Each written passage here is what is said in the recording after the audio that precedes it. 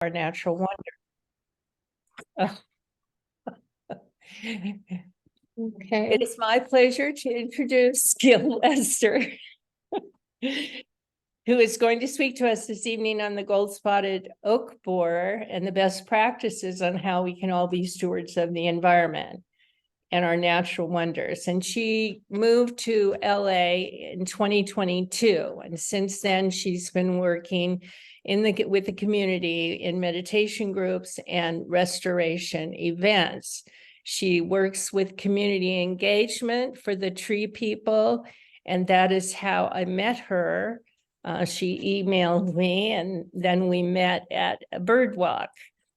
And she focuses on the Angeles National Forest and its surrounding rural communities and focuses on the preservation of native oak trees, which face threats from the elusive gold-spotted oak borer. So it gives me great pleasure. We have that oak borer in Green Valley, which is just right over the hill from us. So we're all interested to find out what you have to say. Thanks so much. Take it away.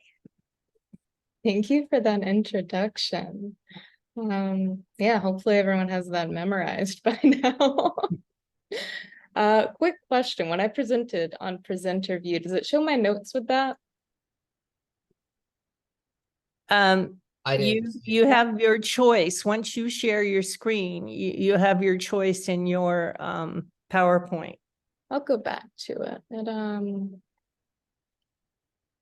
on the tiny view. Yeah, I guess it's just, does it? You're good. You're good to go. I can't see the notes. Okay. Yeah, I just want to make sure it was big enough. All righty. So our goal for today is to give you knowledge about the gold-spotted oak borer and ways to protect our natural wonders. So this will include how to identify the gold-spotted oak borer, what to do when you identify it, and in the end, we'll talk about how similar efforts have impacted conservation efforts and even birders. I would like to get us started off with a land acknowledgement. I think societally, we tend to think about our national forests and even some of the old oaks growing in our neighborhoods as some of the few remaining untouched areas, when this is quite far from the truth. Some of our most precious areas and resources were respectfully tended to for an unimaginable amount of time by the indigenous peoples of this area, including the Katanamak, the Chumash, the Serrano, the Fernandino Tataviam, the Tongva Gabrieliano, and other tribes. There's so much for us to relearn. Some areas are still being tended to this way. However, over the past several hundred years, many of these critical practices were erased. One thing that we certainly cannot be taught in a PowerPoint or a workshop is familiarity. The kind that you have when you get to know the natural world around you. That can connect with all of you who have expressed so much interest in getting to know the local birds. Got to see that on one of the bird walks and the Prime Desert Woodland Preserve, and that was so wonderful. It was such a good group. I won't go into too much detail since Carol gave such a wonderful introduction, but hello, my name is Gil. My government name is Hannah. I am originally from a rural town in Alabama where I grew up in a river, kind of on, but mostly in. I was able to dive with cormorants. I watched the wood ducks population become, increase each year. I learned to practice patience by the great blue heron, which it used to hunt, and I used to catch turtles and scrub all of the algae off of their shells. Whoops, thought I was doing something good at the time. I did graduate from Auburn University. I studied environmental science, but I got my degree in biomedical sciences. I loved going on the late night swamp walks with the conservation biology club, and I hated all of memorization in school. I've been with Tree People for about a year now. I started off as a volunteer and I've been on staff since February, and I'm an avid hiker.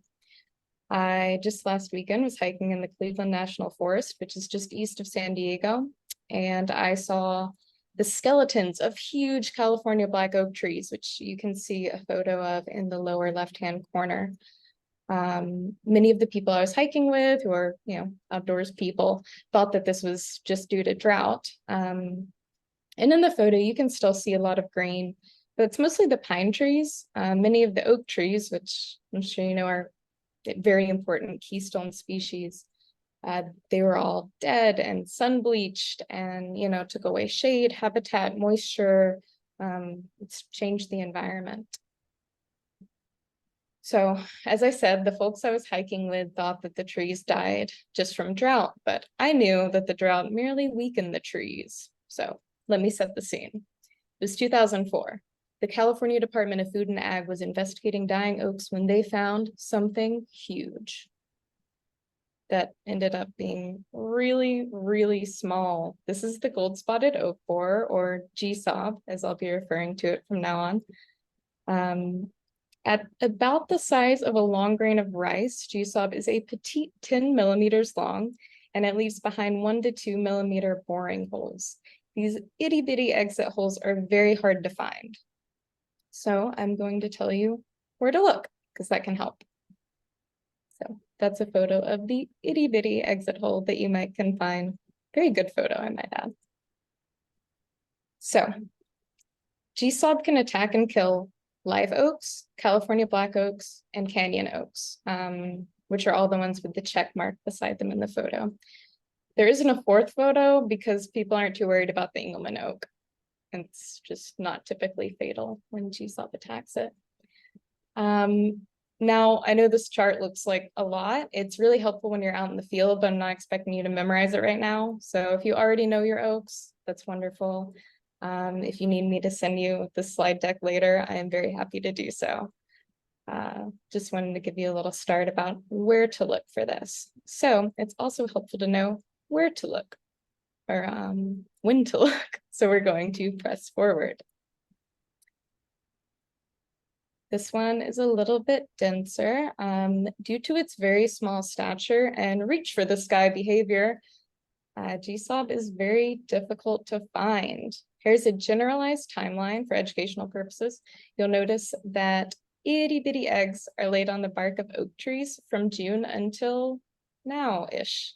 They hatch really quickly, and the larvae bore into the tree when they're still very tiny, microscopic, basically. And under the bark, they feed on the tree's cambium, and they grow bigger, even bigger than their adult forms. They disrupt the tree's flow of nutrients, and this is also referred to as girdling the tree, because they girdle it. After munching to their heart's content, they go into a hibernation-like state until they begin to pupate the following year. This makes moving firewood very dangerous during most of the year, because you could be unknowingly moving these bugs that are waiting to emerge. So you're moving them from one place where they've infested to another place where they likely have not yet been introduced. That being said, other pathogens that exist and attack our oak trees make it dangerous to move firewood at any time of the year. So definitely recommend not moving firewood. Get it as locally as possible. Back to the graph. In May, the adults bore their way out and they leave those iconic D-shaped exit holes. They head straight for the upper canopy to feed on the leaves. So you may notice the treatments. The main treatments used in Green Valley, where GSOB has been found, and Bouquet Canyon, where it is also starting to be recognized. The main treatments there are removing the dead or extremely infested trees and chipping them to 3 inches or smaller. That size is very important because they can survive a lot. People are also using systemic treatments. These are injected into the trunk of the tree during the rainy months, and these treatments become systemic in the with the water uptake. So it goes all through the tree, into the leaves. It can kill the larvae and the adults when they're feeding, and it stays active for a pretty long time. Topical sprays have been used a lot more further south. like around San Diego. And they're typically effective for a few months. So this is good to know, just to know about what chemicals are being put out into the environment and how people are reacting. Moving forward, there's a very shaky video of a gold-spotted oak borer emerging. Let's see. Is the audio coming through from the video? I think I see a nod and a shake. No audio. Gil, could you go to slide show view on the slide deck if it's possible? It might expand the Try. See, I can exit and go back to it. I don't want to disturb the slideshow. I just want to eliminate the extra tabs. Let's see, I think I can actually. Oh, this usually works. Never mind. That's not working. Okay, no worries. Sorry about that. I can see the little GSOB though. Okay. Well, I guess the audio is only coming through on my end and it's being edited out, but anyway, there's some beautiful birds chirping in the background. And on this photo, you may, or in this video, you may notice that there's sparkly blue nail polish. This was used to make the holes easier to find. This is a common practice that you'll see if you come to one of our upcoming events and check out the oak trees outside of the Green Valley Community Center. And since we don't have woodpecker level skills for finding larvae under the bark, the D-shaped exit holes are the only diagnostic criteria that we can use to know that GSOP is present. That being said, there are a lot of trees out there. Which ones do we check? Let me move forward. It'll let me. Oh. There we go. So we'll check the coast live oaks, California black oak, Canyon live oak, and that other one, the Engelmann oak, as mentioned earlier. But if you're in an area with these trees, keep an eye out for common stress symptoms as well. This is going to include bark staining, crown thinning, and the loss of branches. So all of these photos were taken in Green Valley, and I think it just kind of look like pictures of trees, but once you're out there and you see all the really healthy trees, these the thinning canopies are a very stark comparison. So yeah, even from afar, you can see the crown thinning, and the bark bleeding can be pretty huge. You can see anything from a small little quarter-sized amount of bark staining to a huge, like 3 foot by 1 foot instance of it. So that one's a really good one to look out for. So yeah, we can all play a part by knowing the signs, staying informed of the involving situation, and taking simple precautionary measures like not moving firewood. Let's see. All right, so that's what we can do. What are the professionals doing? I've been talking with a lot of scientists who are exploring all different kinds of tactics, and it's pretty exciting to hear about a lot of them because they're going really well. One UCANR researcher is studying if neem oil can be effective to deter GSOB, and so far it's looking good. And the natural resource manager at the La Jolla Reservation is seeing whether you can use cultural burning to control GSOB populations. And again, it's going to take a little bit more time to get the full results, but it's looking really good. And I've enjoyed learning about these updates and being able to update other people. This is another thing that we can do. So not moving firewood can help slow the spread. But if you want to go a step further, that's even better. I know there's probably a lot of new information in the slide deck, and I'm very happy to send it over to you. I'd also be happy to send you home with a GSOB ID kit and some extra goodies like wildflower seeds or an oak sapling, if you have space to plant it.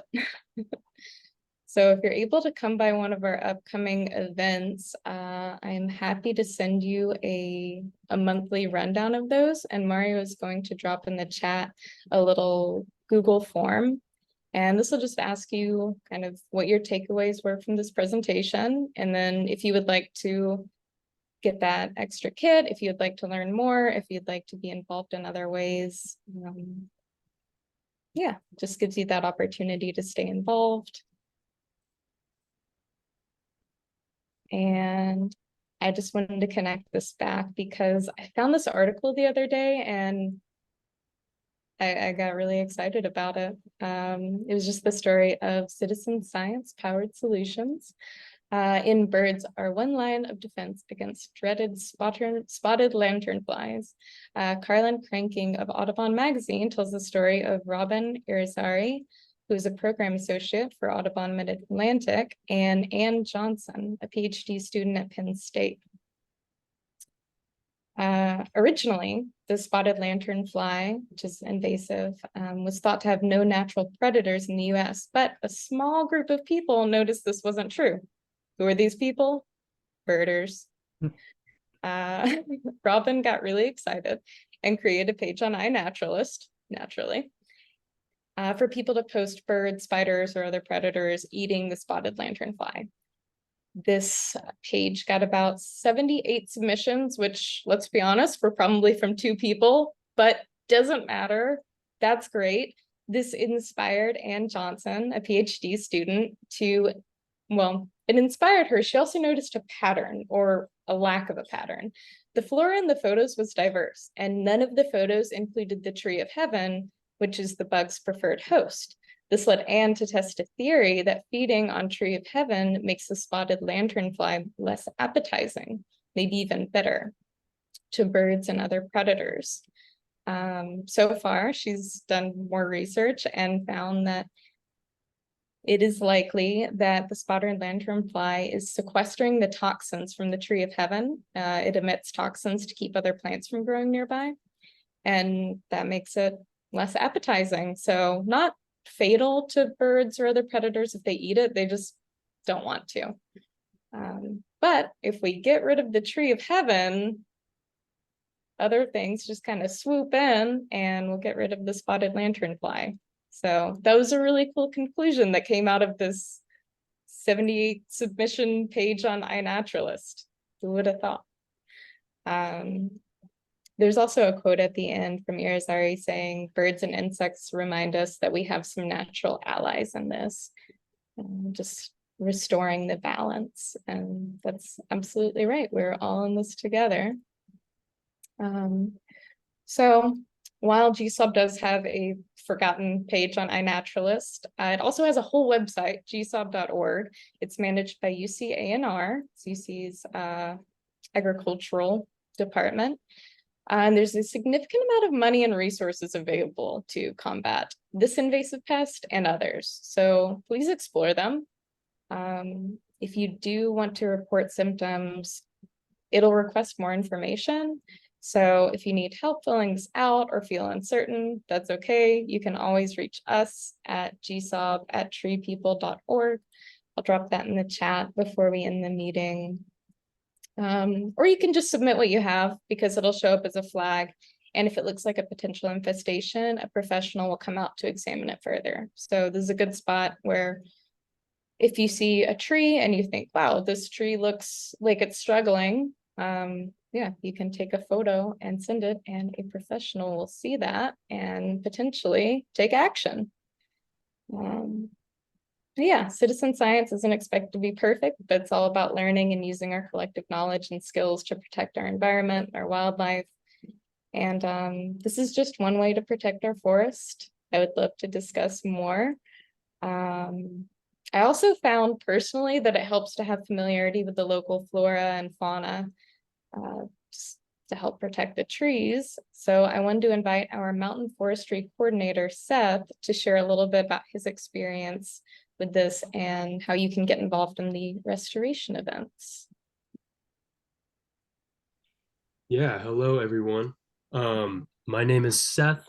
Thank you, Gil, for that awesome presentation. That was very interesting about the tree of heaven and sequestering toxins and stuff. This is very cool how anecdotal observations from just people who are staying aware of what's going on around them can just kind of add to the ecological knowledge that's going on around us. So that's very cool. Okay, so my name is Seth. I'm part of the mountain forestry team here at Tree People. We do a lot out in the mountains, mostly in Angeles National Forest. We do mostly ecological restoration, but now we are starting to team up a little bit with universities, starting to do some research. One of the big research projects we're doing is trying to see what the best planting methods are for the endangered big cone Douglas fir, Pseudotsuga macrocarpa, which has been very cool and interesting. If you guys have any questions about that, let us know. But other than that, we're mostly doing ecological restoration. And as you can see from these lovely before and after pictures, this is a site that we have on San Francisco Canyon Road, that big bisecting road that goes from Lake Hughes area down to Santa Clarita.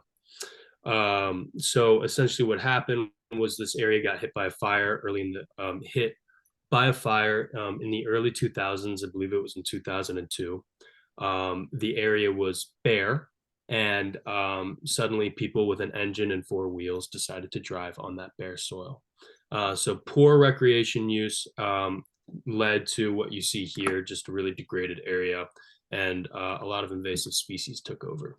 So we are going in with volunteers, as you can see from the bottom picture, is we get a whole bunch of folks that come out from Los Angeles, Santa Clarita, and sometimes Lake Hughes, and help us do some restoration.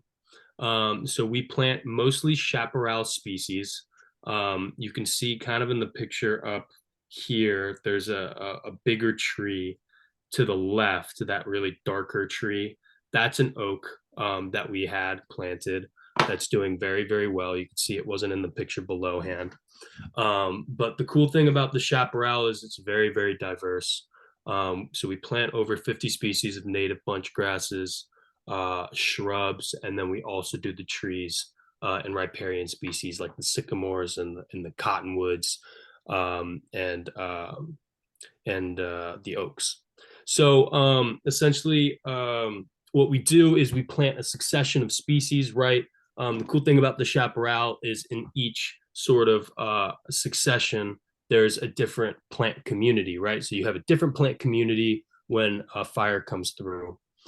They get the soil going. They start introducing a lot of the animals that start dispersing seeds that will then create later successional climatic sort of ecosystems, such as an oak woodland. And so the cool thing about what we do is that a lot of the species that we see here up in the 2020 picture, all of those were planted. They look really dopey when we put them in. And sometimes our volunteers are like, what are we doing? Why are we planting this tiny little nothing shrub? As they're kind of dotted around the 2018 picture. You can kind of just see those little plants, but they really take off once we get into the spring. They really establish their roots, and they take up a lot of space. And so they are essentially taking up enough space to outcompete a lot of the invasive plants like the mustard and the tocolote, the star thistle, and whatnot. And taking up enough space to create a habitat.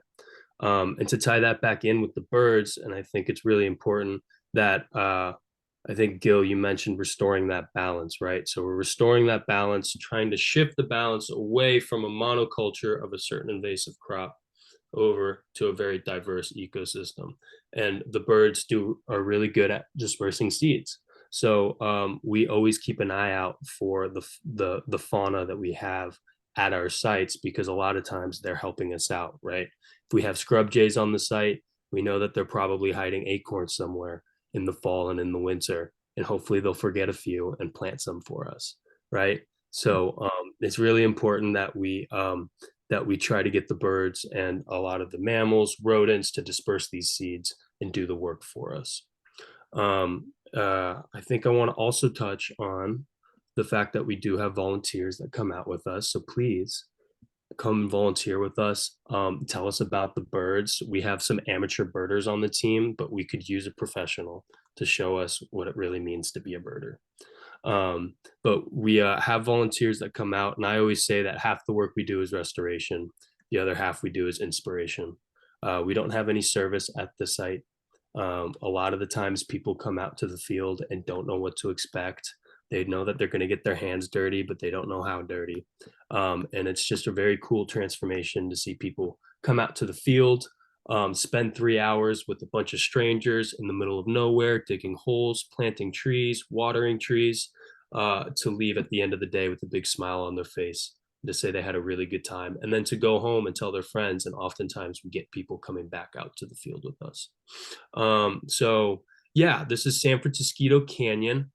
We have all of our events up on the Tree People website, on our volunteer calendar. So please feel free to share this with your friends, and please come out and support us. And this is just down the street from Green Valley, so to say. So yeah, thank you. And then Mario, I think you're going next, right? Thank you for that grand introduction, Seth. No, I'm just kidding. You stole my bits.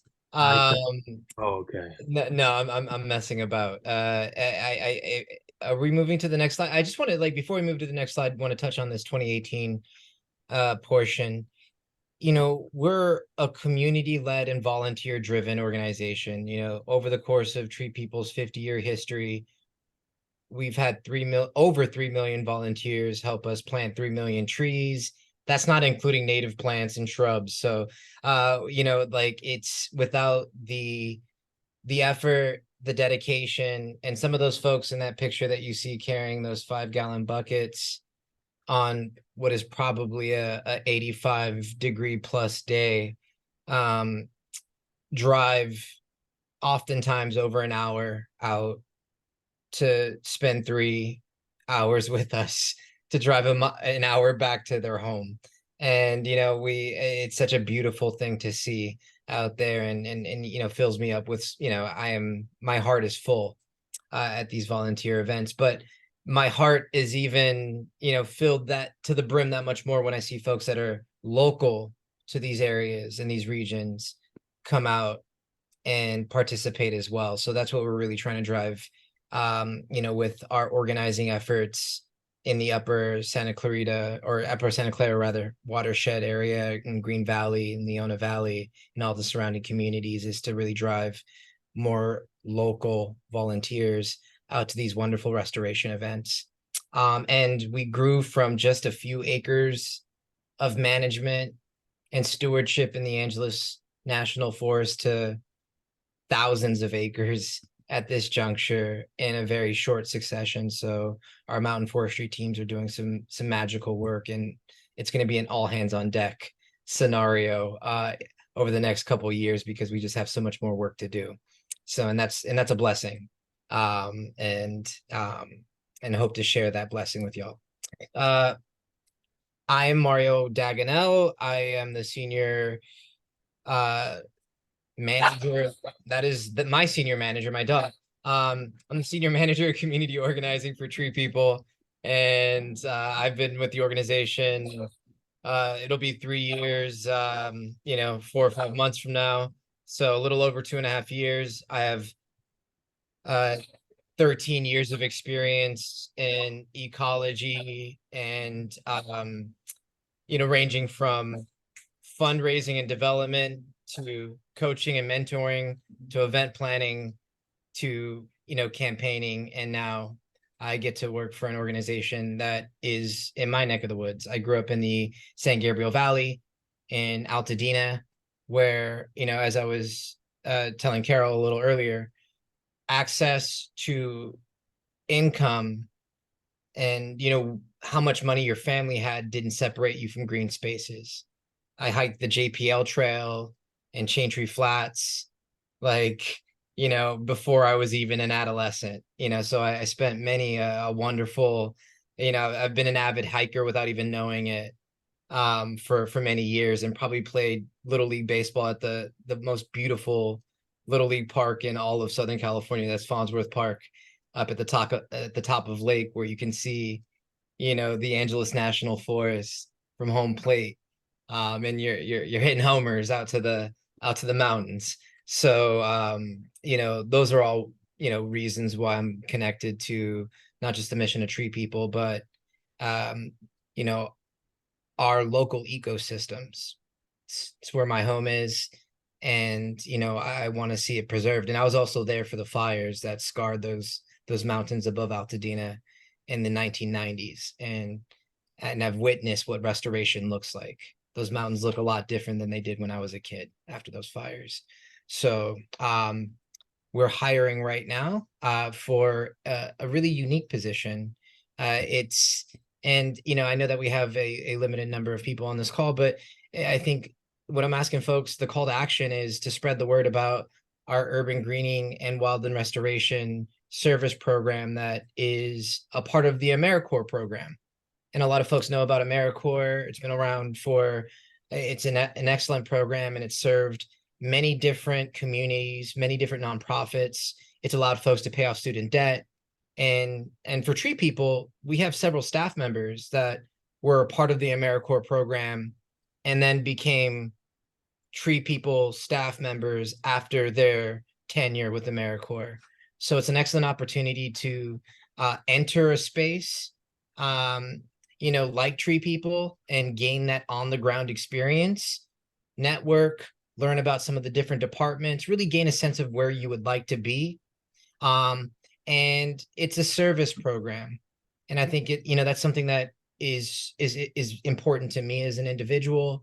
And I think has been forgotten, is like paying service to, what we've been blessed with, which is an opportunity to become, in our respect, become a more climate resilient Southern California. And in the respect of the folks that are applying, gain some real world job experience and pay off some of those student debts that can plague people for like decades. So the position includes a stipend that is one of the most competitive stipends in AmeriCorps in Southern California. We just provided more funding to make it a livable wage. So it amounts to $18 plus an hour. It also includes an award of $10,000 for folks that complete the full service program. It's a 1,700 hour program, which is about a year's time. And it's a program that's very flexible in terms of the timing of it. We have a lot of because of the nature of the program, it starts early in the day and ends early in the afternoon. So many people are still taking night classes or working a part-time job in addition to participating in this program. So there's a high level of flexibility there. We're asking folks to share this flyer and this information out with all of their community-based partners, any stakeholders or individuals that you feel like might be interested in this program. There is no age limit. It's for everyone and anyone. And it's an excellent opportunity to be a part of Tree People and get your hands dirty while putting a few dollars in your pocket and hopefully paying off some student debt, which hasn't been completely absolved yet. So until that day happens, that $10,000 is going to be quite meaningful. I'm going to share my information in the chat. If you have any questions or, general, suggestions on where I might be able to point this flyer or this outreach information to, reach out to me directly. I am old school, so you can text me or, give me a phone call and I will pick up the phone and gladly talk to you about the work we're doing and how we can connect. So, and yeah, I want to reiterate and piggyback off of what Seth said and what Gil has said. Our volunteers are our lifeblood. So, in any way that you can collaborate with the organization, we aim to, make our communities or, really partner with communities and partner with organizations in a way where it's a two-way street. So, you know, we show up to a great many of events that have nothing to do with Tree People's mission, but we want to serve, you know, the folks that support us. We're asking folks to, you know, come on out and support our mission. And it's not a single-minded mission. It's a mission that I think serves flora, fauna, and people. So please sign up for an event. And if you can't sign up for an event, you can donate or you can spread the word. Follow us on Instagram or Facebook and tell other people about the work that we're doing, because that really matters and has an unquantifiable impact. So thank you. All right, thank you for that, Mario. Gonna stop on our references page for just a second and we can move into a Q&A. So, I believe Chuck had a question. alrighty.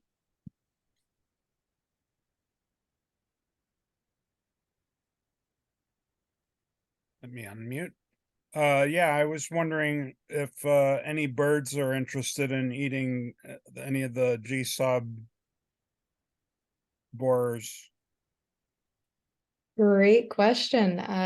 Woodpeckers like the larva, to my knowledge. I don't know if it's their first choice, maybe because the bark is thicker or so hard. I'm not really sure about that. It's just me guessing. But other than that, it's with the adults, they're so elusive. I've never seen one of the actual bugs. They're very hard to find. Yeah. So I don't know of anyone who has found any evidence of birds eating the adults. Just the woodpeckers eating the larva. Thank you. And also, I don't get out to Leona Valley, but I do, when I do get out to hike, I go out to the desert and see the scrub oak.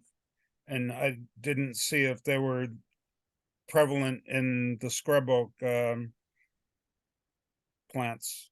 The scrub oaks are hardy. Okay, good. Yeah, they're good. We plant a lot of scrub oaks at our restoration sites. Yeah, they're just great for providing habitat, and they're very adaptable. Okay, good. Thank you.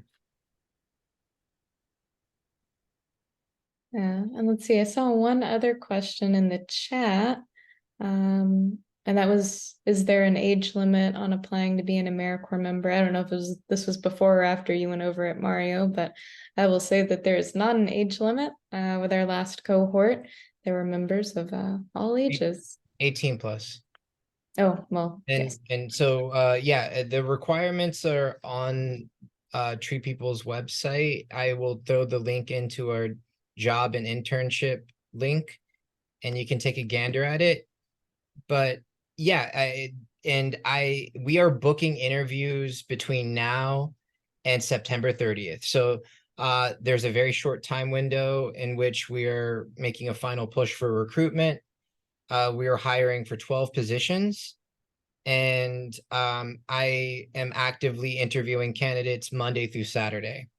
So if you have, you know, anyone in your life that you think may have an interest in this space and, you know, thinks that this could be an entry point, and it is an entry point for a lot of individuals into a job that folks who were AmeriCorps members did not have the prerequisite experience to get a job with Tree People before the 11 months plus that they spent with us, where they got a year of Tree People experience and they leveraged that experience into getting a position that can create a career. So I don't, you know, preach on high without like a purpose. I think this can be a really, you know, serious pathway for folks to enter the environmental space. Tree People's got a great reputation, not just locally, but internationally. And, you know, we want to provide an opportunity for, you know, folks in the areas that we work in first and foremost, and not just put it on the website or put it on Indeed, but really, you know, put it, you know, front page and center for the communities that we, get the blessing to collaborate with. Why not those individuals first? So yes, 18 plus, I'm going to put the link in. And you can call me directly and I will book you for an interview immediately, because the timeline is rather short. And we've made some hires already, but we definitely want to impress upon the communities that we serve, and that we work with, rather, that this is an opportunity that still exists. And we just increased the living stipend by $7+ an hour. So I feel like it's an even more appetizing opportunity than it was last year. So that's one of the reasons why I'm waxing so poetically on it.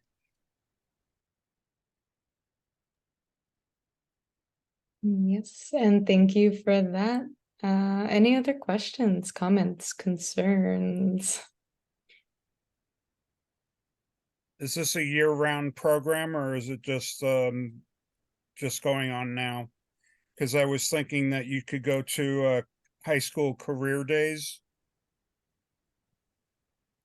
That might be interesting to some people, students. Yeah, we do have different entry dates. So this cohort will be from October until they complete was it 1,700 hours? But then we have summer programs as well. And I think even a cohort that starts in January. So that's a good idea, Chuck. Yeah, we have a few different options, and absolutely, Chuck, we we do most of our high school recruitment, like, before summer, knowing that, there are going to be a lot of, graduates in that May to June arena. And right on cue for this particular cohort that starts in the fall. Whatever, folks in that age range that haven't already come through our purview, we kind of have to cast a bit of a wider net. And knowing that a lot of folks by this time have already made a commitment to either going to community college or making that other jump to university. So we are casting the net to folks of all ages that are interested in the opportunity, and knowing that it's going to be more applicable to folks that actually have some student debt, where that $10,000 allowance is going to make a big difference. And there are many of us that are in our 30s and 40s that still have student debt, so that $10,000 can still make a difference. So that's why I said it's an all ages opportunity. Yeah, well, some people don't want to go to college, so. Right, you are. Precisely. And 18 bucks an hour with the opportunity of growing in a career, getting your foot in the door without having that prerequisite BA or BS is an exciting opportunity for a lot of folks. So there isn't a that is not a requirement for us. We've hired a lot of folks that are, still in their educational journeys, whether it be through an institution or on their own track. And, I think inclusivity, this is not Studio 54, this is Woodstock. So we want to definitely open up the doors to a lot of folks. And there's a lot of work to be done here at Tree People. We've tripled in size in the last 5 years. We have more grants than we've ever had before, which I said is a blessing, but it's also a curse, because we have a high standard of work, and we want to ensure that our quality control meets the standard that we've upheld for so long. So we have to, we have to open up the doors to folks that are interested and are reliable and want to learn. And that's what we aim to do. It looks like, Jessica, you asked Mario, if you don't mind me hopping in here, what regions would AmeriCorps members be working? So mostly working in the Los Angeles County, but they do hop around between our urban team and our mountain forestry team. So this current AmeriCorps cohort, tongue twister, was mostly focused on a planting resilience goal in mountain forestry. So they did help us out a lot with that big cone study that I was mentioning earlier at high elevations in the Lake Hughes area. This next cohort, we are trying to push to have an even split between the mountain forestry side and the urban side. So for mountain forestry, that is mostly in the Sierra Palomas, just north of Santa Clarita, up by the Lake Hughes area, and then also on San Francisco Canyon, helping us out with the volunteer events, which is really helpful and awesome. And you get to, help volunteers and do education. And then also helping out on the urban side, which we have teams in Southeast LA. We got a big grant down there in Inglewood. And then less so, but also dabbling into the Orange County area, Riverside and El Monte. We have some teams over there that sometimes put on really big tree planting events in the urban forest and can oftentimes use AmeriCorps help to facilitate those events. So yeah, and then also at Hilltop, which is our headquarters in Studio City. So trying to dabble a little bit in both the mountain forestry and the urban forestry, and members oftentimes have a favorite, but I think that's also a very good part of the experience is knowing what you like and what you don't like. So yeah, hopefully that answered your question. And I'll just add that, like, I almost forgot to mention that as the GSOB AmeriCorps component here is we've just been we're collaborating with NFF, and they've provided some funding specifically for AmeriCorps cohort, say that 5 times fast, to do some surveying of oaks that potentially have GSOB infestation, because they just don't have the bandwidth to do it on their own. And they know that, we do have extra resources, and we do have an AmeriCorps cohort. So the bigger that cohort is, the more trees we can survey, and the more GSOB we can identify. So they'll be a part of doing work in Green Valley and the surrounding communities that, have had high levels of GSOB infestation as well. So, they're instrumental to our work on a variety of different levels. And it's fun. If you've ever done a high elevation planting in Lake Hughes, you're having a good time. So I think it's an enriching experience, and most of all, you get your hands dirty, and it's a fun endeavor, and you get to meet a lot of interesting people. So I threw the link to the treepeople.org internship/jobs portal, and it lists all of our open and available positions. And I also threw in my phone number. And feel free to text or call if you'd like to book an interview, or if you know somebody that would like to book an interview. My information is not IP, so share it with anyone that you think might be interested.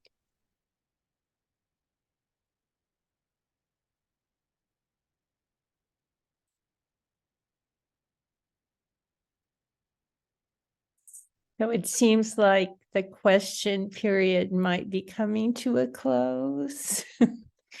Anybody have any more questions?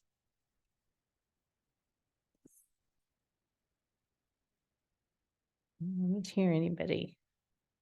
Well, I'm going to thank you, Gil. I had no idea that we were going to have Gil, Mario, and Seth. So that was a fun little discovery. And so we appreciate your presentation very much. This whole presentation will be posted on the Antelope Valley Society YouTube page. So if you want to share it and have people, watch it, that is all right as well. And we did post the link to your site on our flyer for tonight's program as well. So thank you very much. I think that's going to conclude our program for the evening. So I hope everybody. Do you know when this will be enjoyed it. posted on the YouTube? Pardon? Do you know when this will be posted on the YouTube? Well, that would be a Chuck question, because what happens is Zoom sends it to me and then I send it to Chuck for editing. So what do you think? Within a week, Chuck? Probably tomorrow or when I Oh. get it back from Zoom. And Am I gonna also, get it that fast? yeah, I'm probably, Okay. whenever we get it back from Zoom, it just, takes it, that long to get it, processed. Okay. Tremendous. Thank you. Thank you. Thank you, everybody, for joining. It was a very interesting discussion. Yeah, thank you for the space. Right. Thank you.